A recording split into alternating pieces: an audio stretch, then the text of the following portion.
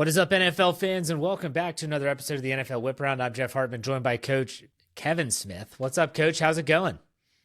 Going great, Jeff. We're ending June with a bang here in the football world.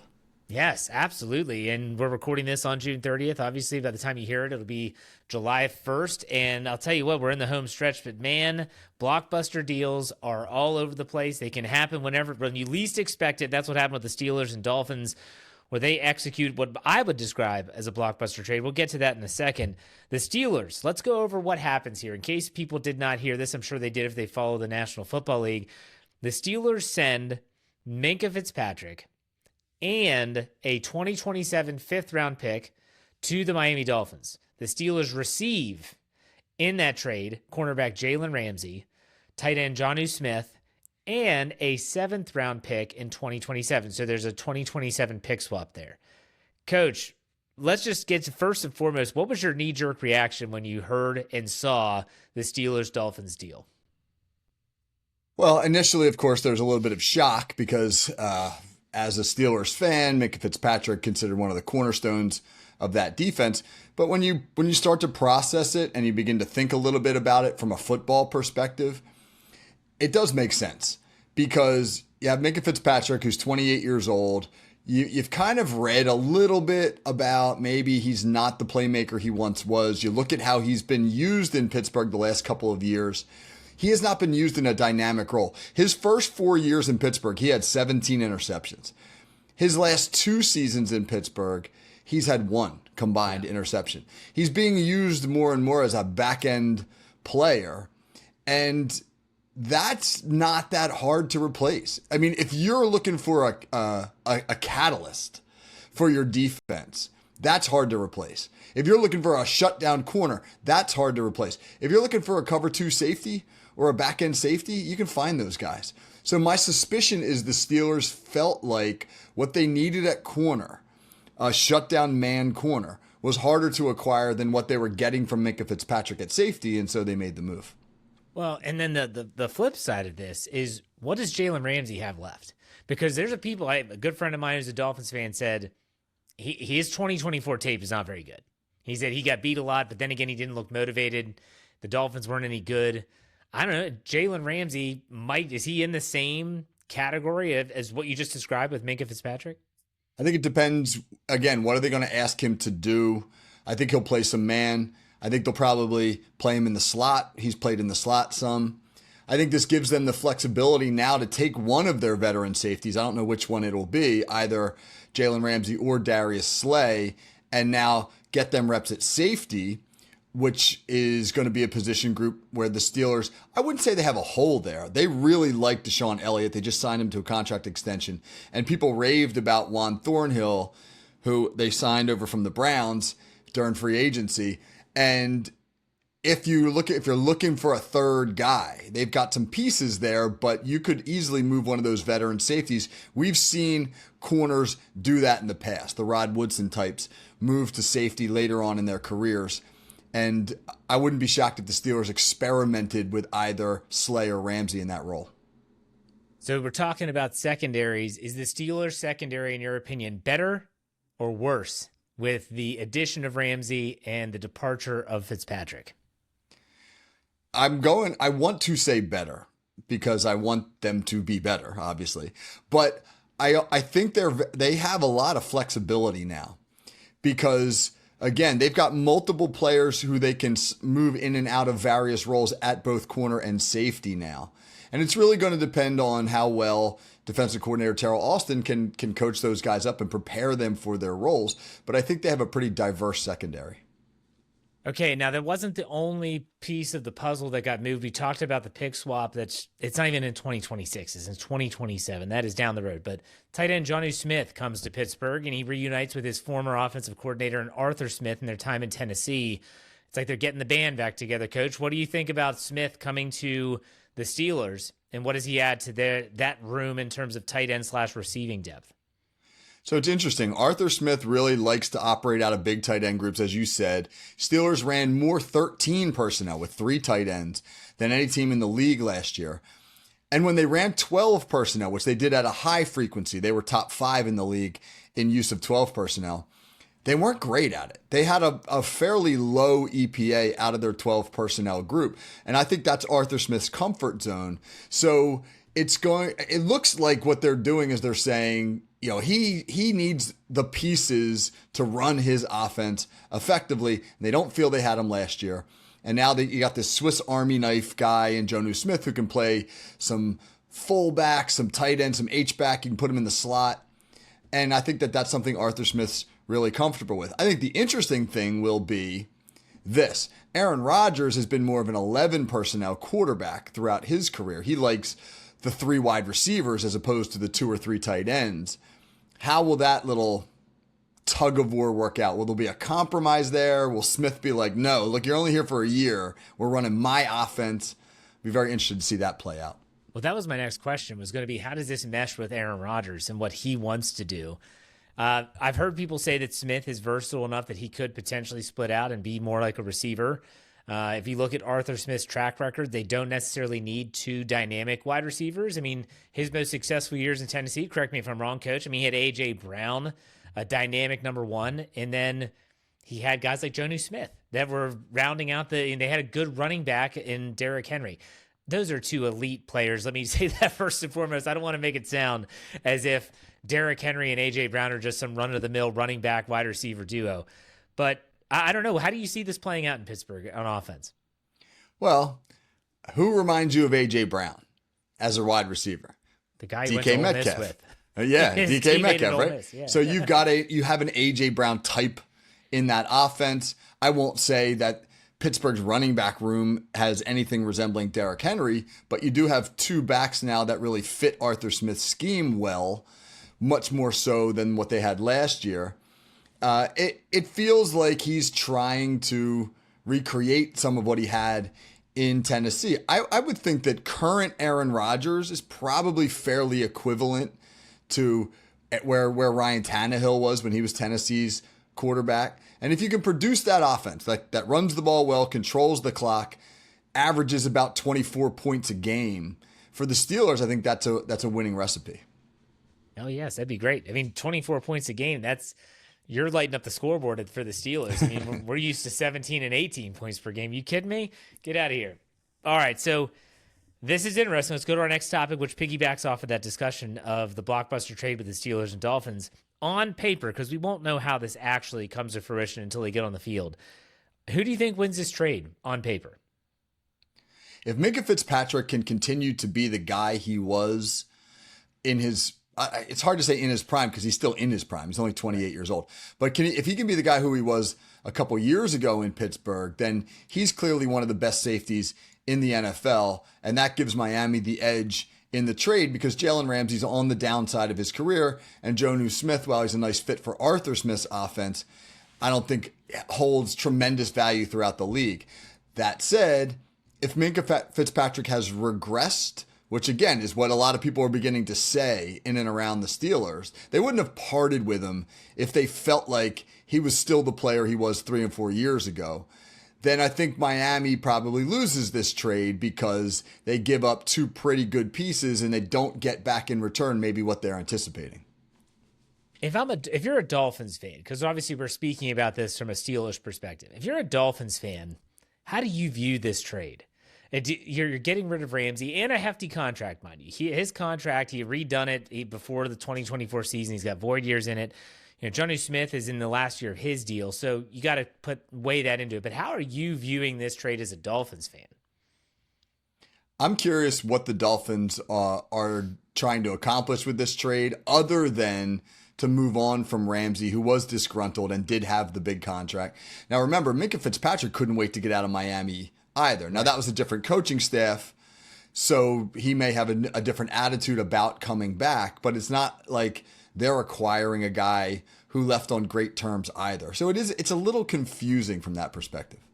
And to be honest with you, these type of trades are so rare anymore. I know it's something you're going to talk about on your Call Sheet Daily podcast today. But ultimately, that you don't see the player-for-player trades anymore. There's always a lot of draft capital packed into these deals. Let me ask you this question as our third topic. What, in your opinion, constitutes a blockbuster trade? Because I labeled it a blockbuster trade. When you have names like Jalen Ramsey and Minkah Fitzpatrick, swapping teams, I think that's a big deal. Coach, what about you? What do you think? What are some of those things that would be, okay, this is what has to happen for it to be called a blockbuster deal? I think you kind of got like three different categories here. You have the big name for big name trade, which again is an anomaly. We don't see much of it. I'm talking about why on my podcast, but obviously that gets everybody's attention. You see Minkah Fitzpatrick for Jalen Ramsey and you're like, whoa.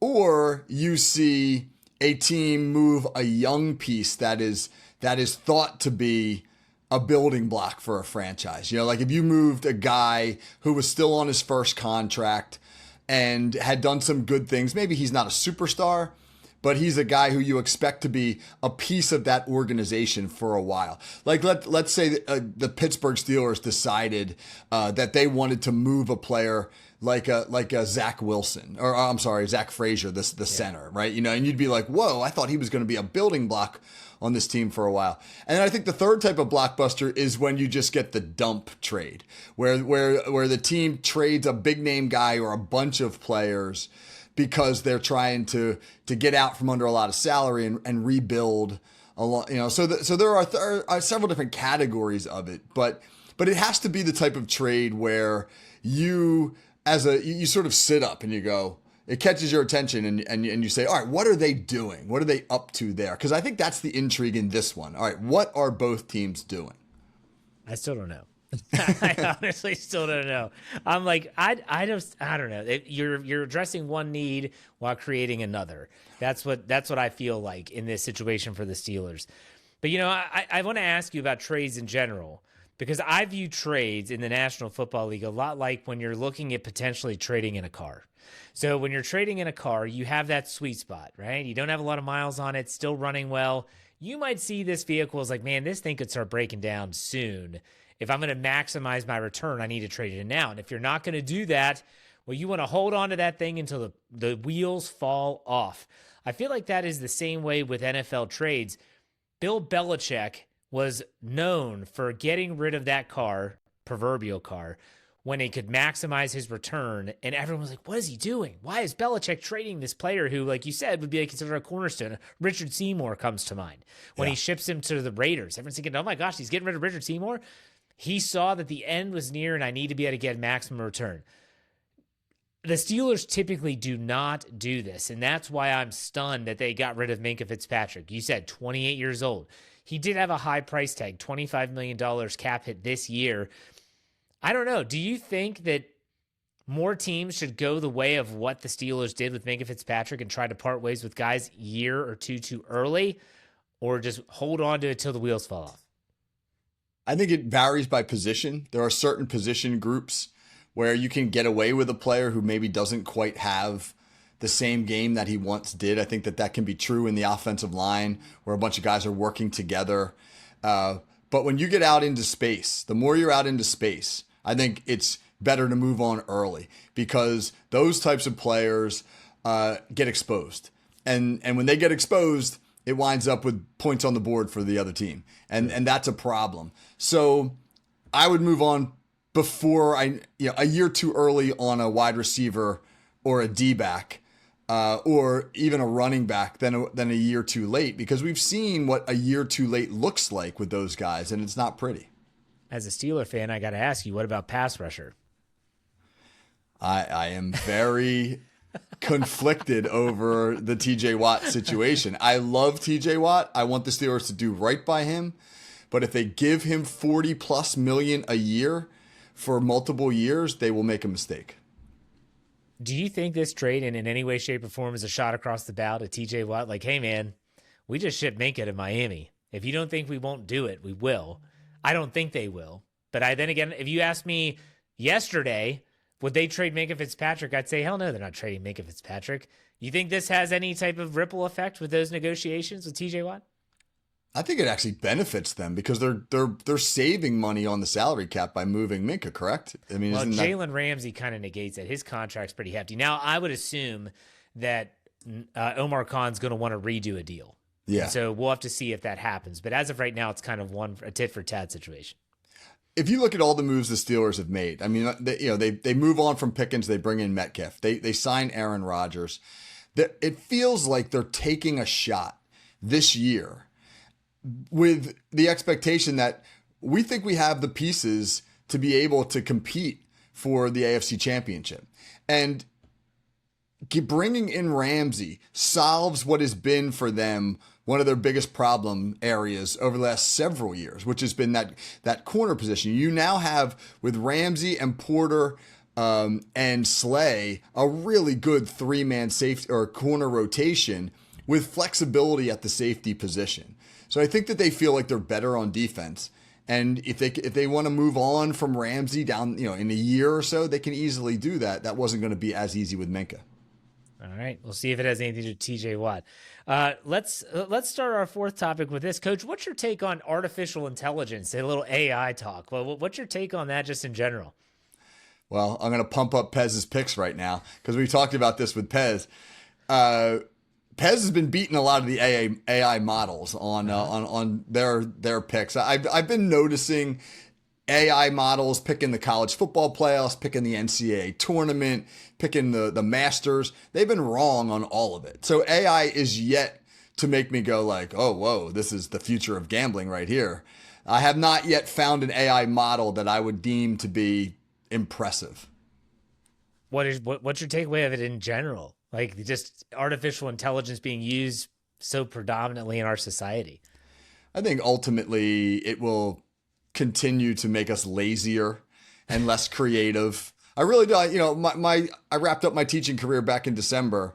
The last 2 years as a teacher, I had to combat AI with the Chat GPT stuff and having to try to run that stuff through our programs to make sure that it's not AI, that it's not plagiarized, etc. And it's overwhelming how much now kids just ask AI to write their assignments for them. And if you're a lazy teacher, they're going to get away with it. It just feels like it's one step further away from our humanity. Yes, I agree. I'm not a fan of it. I don't use it. Sure, if I Google something and it gives me the AI generated search quicker, yeah, it saves me from clicking on a link. I don't use Chat GPT or anything like that. It scares the daylights out of me. But anyways, that's neither here nor there. Chat GPT, though, did predict next year's NFL playoffs. Now you have that in front of you, Coach? Yeah, I got it in front of me. Yep. Let's talk about the AFC first. So first and foremost, the Chat GPT prediction has the Kansas City Chiefs as the number 1 seed. So they get the first round bye. The rest of it is the number 2 seed is the Cincinnati Bengals. The number 3 seed, the Jacksonville Jaguars. I see issues already. Number 4, the New York Jets. Number 5, the Baltimore Ravens. 6, the Houston Texans. And 7, the Miami Dolphins. So those are your 7 playoff teams, Coach. Before we even talk about matchups, what's your takeaway from that? Oh, my God. My takeaway from that is this. If if AI is right and the Bengals, Jaguars, and Jets win their divisions, then I will be impressed with AI. But my initial reaction is like this must be the JV AI because that is a terrible prediction. Well, I wouldn't be surprised if the Bengals, even though their defensive issues, because if you didn't know this, since 2002 when they started the AFC North and they redid the divisions, no team has ever won the division 3 years in a row. Baltimore's won it the last 2 years, so it tells you that history tells us that this is going to be a new team, not Baltimore, so that makes sense. I don't see Miami being in there, but you never know, I guess. 2 teams from the AFC South surprises me. To be honest with you, I don't know. So anyways, let's go to the next round. The wild card. Let's talk about the wild card round, and then we'll talk about the divisional there. The Jets play the Ravens. The Jacksonville Jaguars play the Texans. And the Bengals play the Dolphins. So the Ravens win over the Jets, and so they have to play the Bengals in the divisional round. You have the Kansas City Chiefs who have to play, they host the Houston Texans. So the Ravens beat the Bengals in an upset. The Chiefs beat the Texans, and we have a Kansas City Chiefs, Baltimore Ravens AFC Championship game with the Chiefs winning and advancing to the Super Bowl. What's your thoughts on all that, Coach? My thoughts on all of that is if the Chiefs go to the Super Bowl again, I'm going to have Tom Brady, kind of like redux. And it feels like if you're Baltimore and you lose to Kansas City in the playoffs again, that You may just blow it up, blow up the franchise because you can't get it done.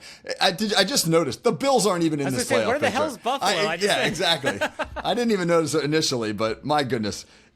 I mean, who knows? Maybe does AI know? Like Josh Allen's going to have like a severe injury in week 4 and be done. Who knows? I'm going to remember this because if it happens, I might look back and be like, maybe they do something. Yeah, then that'd be really scary. All right, so let's look at the NFC side now. The San Francisco 49ers get the bye in the number 1 overall seed in the NFC. Again, I'm skeptical, but let's continue. The number 2 seed is the Detroit Lions. The 3 seed is the Philadelphia Eagles. The 4 seed is the Atlanta Falcons. The Dallas Cowboys at 5.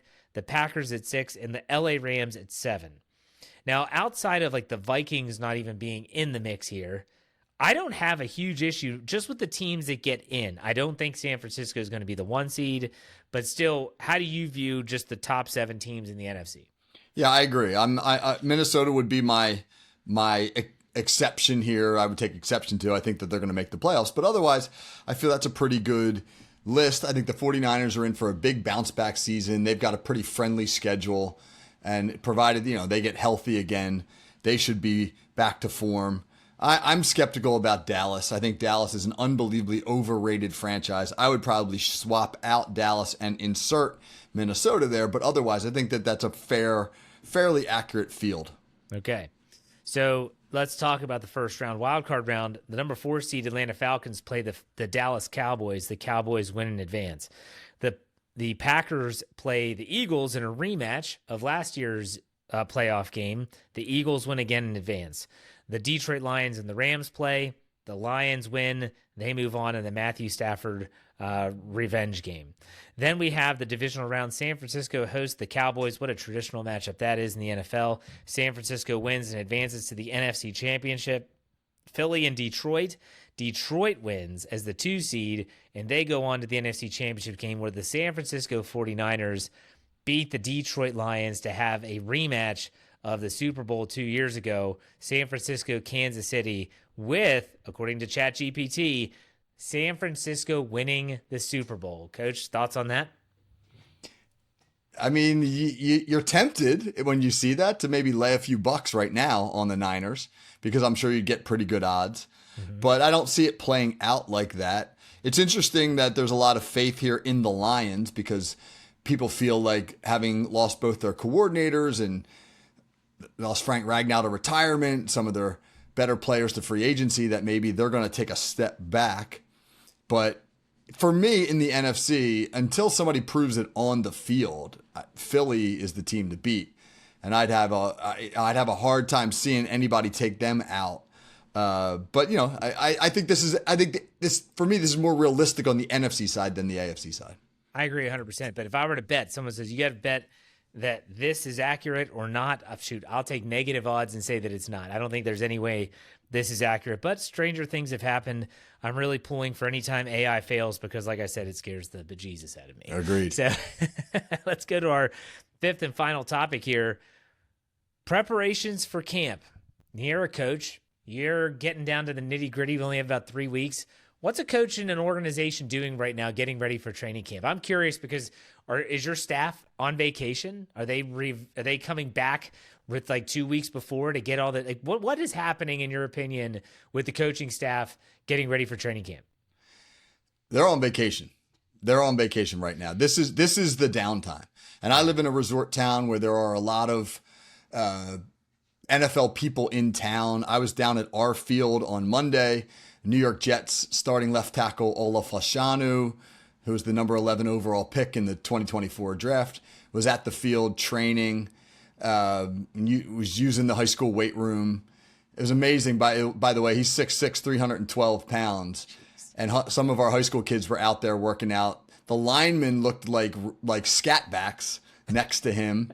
And he moved so easily. That was the thing I was blown away by, just how easily a man of that size moved.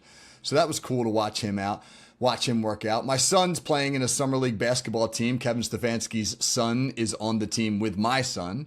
So they're on vacation here in town. Mike Mayock is here in town on vacation. So it's a lot. This is a nice resort town. A lot of NFL people spend their month here. They get that month between when the mini camps end in June and the training camps ramp up in July. And I think they're taking full advantage. They're in vacation mode. So are you going to be meeting with Coach Stefanski again this year? I mean, we'll see. We're going to talk, and he's incredibly gracious with his time. And I saw him at the basketball game the other night, and he said, if there's any questions you have, let me know. So I'd gladly pick his get his brain, because he's just so good, so quick. Yeah. Well, so that's where we are. Let me ask you from a coach's perspective, are the plans already ready? Like, did you, if you were the one that's in charge of this training camp, do you already have the plans ready so that when you leave for a month, you come back, everything's ready to go, let's just execute the plan? Or are there some things you got to tie up before you get to training camp? I think there's decisions that have to be made about personnel. Obviously, you got a lot of cuts to make.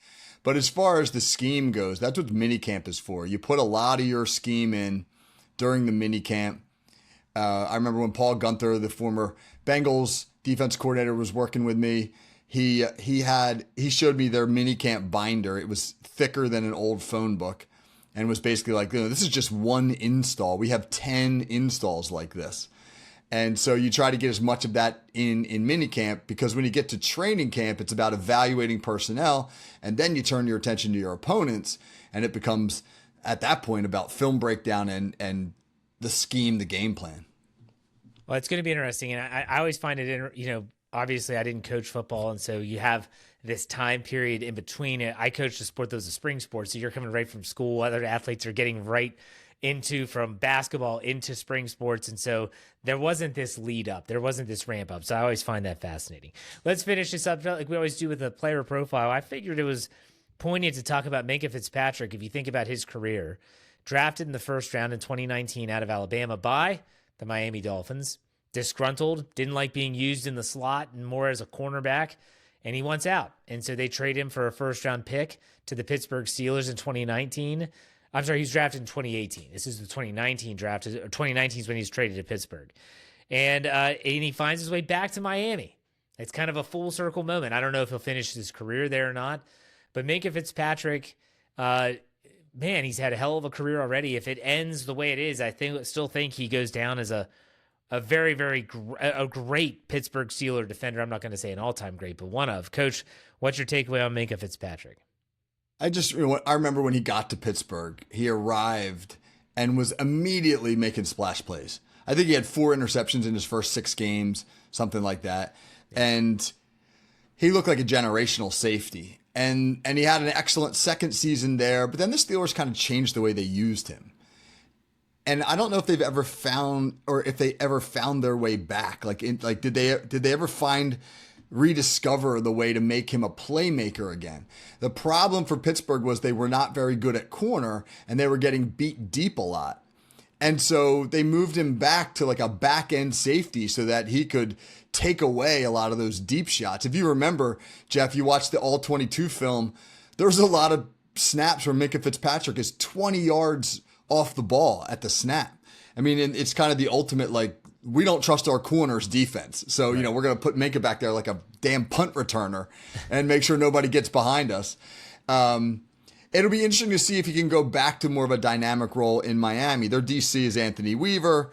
They took a step forward with their defense last year. He's a young, up and coming name. So maybe he'll try to get more aggressive with his use of Minkah Fitzpatrick. But as a Steelers fan, I'm sad to see him go on one hand, but on the other hand, I'm excited for what they're going to do this year, because I feel like they've got obviously a plan in place. You don't make this move unless you're certain of how you want to use Jalen Ramsey and what you already have in-house. So when I get out to Steelers training camp in about a month or so, I'll be excited to see what's going on with the defense. Yeah, that'll be fun. I'll be looking forward to hearing it. Coach, why don't you tell everyone what's coming up on the Call Sheet Daily this week? Yeah, today's show is on how the Minkah Fitzpatrick Jalen Ramsey trade is kind of an anomaly in football. You don't see big-time player-for-player trades happen very often, certainly not like you see them in other sports. And so really the question we're answering is, why are these trades more common in other sports than they are in football? All right, sounds great. Can't wait to hear it. In the meantime, check out Call Sheet Daily wherever you get your podcast. Check us out on all of our platforms. And if you want our Steelers coverage, Steel Curtain Network podcast and steelcurtainnetwork.com. Great stuff there. Coach, as always, man, thanks for your time. We'll talk next week. Take it easy.